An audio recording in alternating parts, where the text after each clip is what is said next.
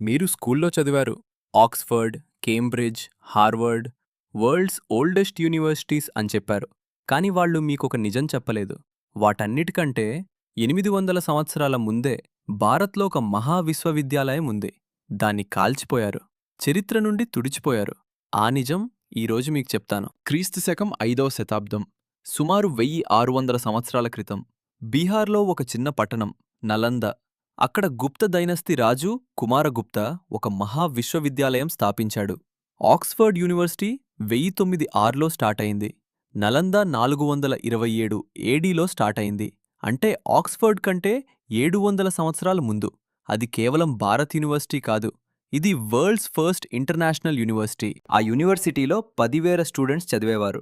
2,000 professors బోధించేవారు. China, Korea, Japan, Persia, Turkey నుండి వచ్చేవారు. అందరూ భారత్కు వచ్చి చదువుకునేవారు. ఎందుకంటే అప్పుడు భారత్ జ్ఞానానికి రాజధాని. నలందలో 3 అంతస్తుల లైబ్రరీ ఉండేది. దాని పేరు ధర్మగంజ. అందులో 90 లక్షల పుస్తకాలు, అంటే 9 million books, mathematics, astronomy, medicine, philosophy, literature చదివేవారు. అన్నీ అక్కడుండేవి. ఆ లైబ్రరీ చూసినవారు నోరు తెరుచుకునేవారు. చైనా నుండి ఒక మంకు వచ్చాడు. అతని పేరు హ్యూవాన్ సాంగ్. నలందాలో సంవత్సరాలు చదివాడు. తిరిగి వెళ్లేటప్పుడు 657 పుస్తకాలు తీసుకెళ్లాడు. ఆ పుస్తకాలు నేటికీ చైనాలో ఉన్నాయి. కానీ ఒరిజినల్ నలందాలో లేదు. ఎందుకంటే 1193 ఏడి బక్తియార్ ఖిల్జీ అనే దండయాత్రికుడు భారత్ మీద దాడి చేశాడు. అతను నలంద చూశాడు. అర్థం కాలేదు. ఇంత పెద్ద బిల్డింగ్లో ఏముంది అని అడిగాడు. యూనివర్సిటీ, చదువు చెప్తారు అని చెప్పారు. అతనికి కోపం వచ్చింది. ఆ రోజు రాత్రి నలందకి నిప్పు పెట్టాడు.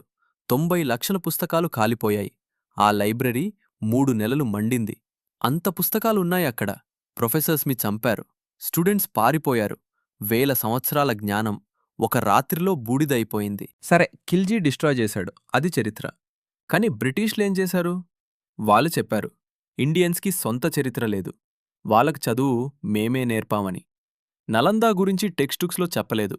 మన పూర్వీకుల గొప్పతనను హైడ్ చేశారు. ఎందుకంటే నిజం తెలిసిన జనాలు తలెత్తుకుంటారు. తలెత్తుకుంటే వాళ్ళని క్వశ్చన్ చేస్తారు. అందుకే ఈ నిజం దాచారు. కానీ నలంద నేడు మళ్లీ బతుకుతుంది. 2014లో ఇండియన్ గవర్నమెంట్ మళ్లీ స్టార్ట్ చేసింది. మన చరిత్ర నాశనం కాలేదు. మన డిఎన్ఏలో ఉన్న జ్ఞానాన్ని ఎవరూ నాశనం చేయలేరు. మీకు ఈ నిజం తెలిసింది మీ ఫ్రెండ్స్కి కూడా చెప్పండి. ఈ వీడియో షేర్ చేయండి, లైక్ చేయండి, సబ్స్క్రైబ్ చేయండి. జై హింద్.